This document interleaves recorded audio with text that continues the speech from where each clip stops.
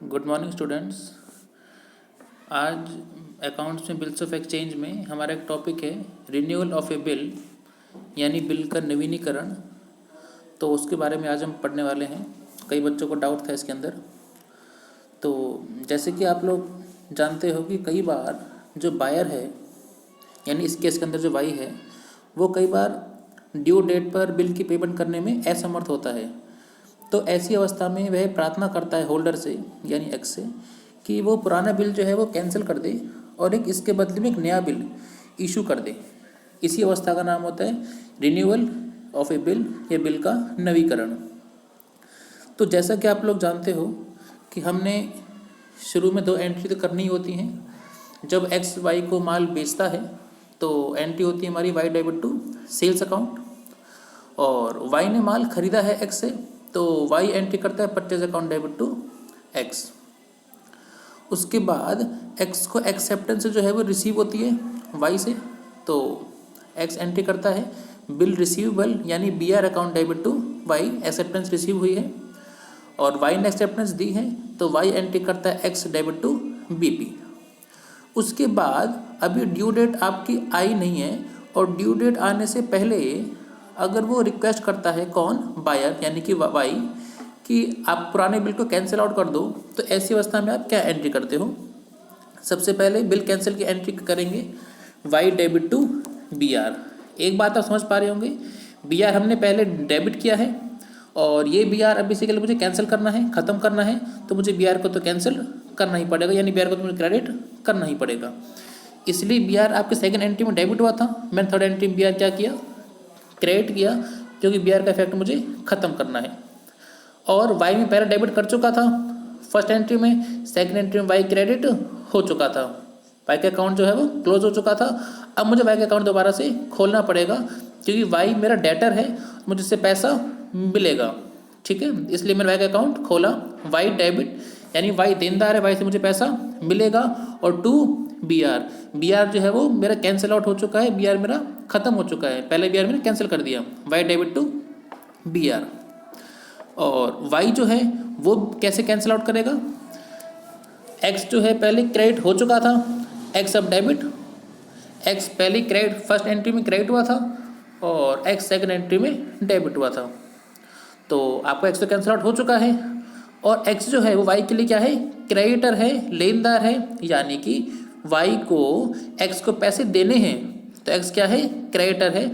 इसीलिए ये bill cancel में क्या करेगा, एक्स को क्रेडिट करेगा कि एक्स मेरा क्रेडिटर अभी भी है, मुझे अभी भी पैसे देने हैं, मैंने दिए नहीं ड्यू डेट पर। और बीपी क्या करेंगे, डेबिट, क्योंकि बीपी आपका पहले क्रेडिट हुआ था, बीपी को आपको ख़त्म करना है, इस बीपी को कैंसिल आउट करना है, आपने बीपी क्या करा, डेबिट करा, ये आपका पुराना बीपी था, तो आपने करा BP account debit to X, यानी कि बिल कैंसल्ड।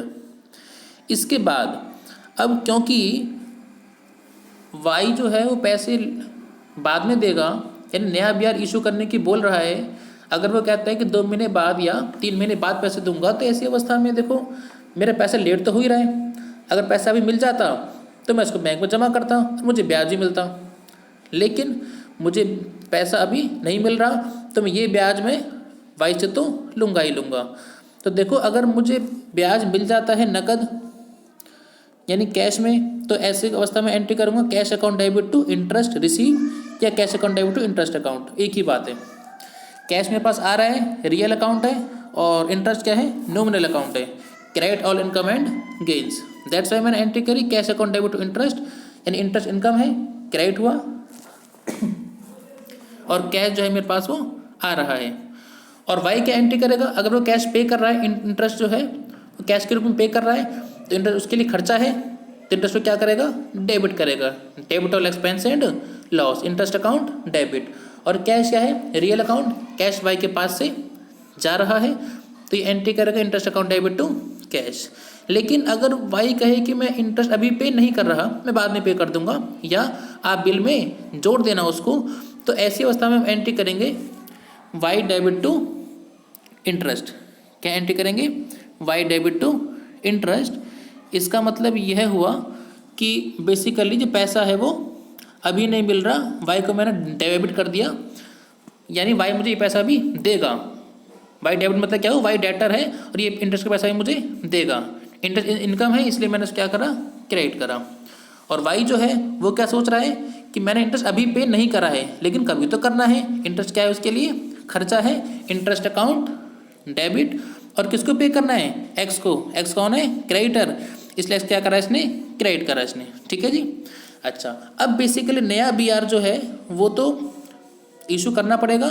तो बेसिकली नई बी आर की एक्सेप्टेंस रिसीव हो गई है एक्स को, तो मैंने लिखा B R account debit to Y. ठीक है बच्चों।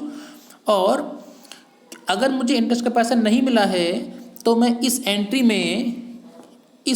में बेसिकली अमाउंट ऑफ बिल, यानी जितने का भी बिल था, सपोज 10,000 का बिल था और इंटरेस्ट बना मेरा सपोज 200 का, जो उसने पे अभी नहीं करा है, तो यहाँ पर मैं अमाउंट लिखूँगा 10,200 रुपये। ठीक है बच्चों। अगर इंटरेस्ट उसने पहले पे कर दिया है तो केवल 10,000 रुपये आएगा नया बी आर, लेकिन उसने इंटरेस्ट पे नहीं करा है तो 10,200 का नया बी आर आपका बन जाएगा। और यहाँ पर वाई जो है वो बेसिकली एक्सेप्टेंस दे रहा है अपनी, तो क्या कर रहा है, एक्स डेबिट टू बीपी। और यहाँ पर भी सेम है, अगर इंटरेस्ट पे कर दिया है तो नया बीपी 10,000 का ही होगा, और इंटरेस्ट अगर पे नहीं करा है तो 10,200 का नया बीपी जो है वो उसकी एक्सेप्टेंस गिवन करेगा। इसे बोलते हैं बिल का नवीकरण, रिन्यूअल ऑफ ए बिल, जो कि इस अवस्था में होता है कि अगर वाई पैसा नहीं दे पा रहा ड्यू डेट पर, तो ऐसे में वो पहले ही, बजाय डिसऑनर हो ड्यू डेट पर, उससे पहले रिक्वेस्ट करता है कि आप कृपया करके बिल को कैंसिल कर दें और नया बी आर जो है वो एक्सेप्टेंस की लेने की कृपा करें। ठीक है बच्चों।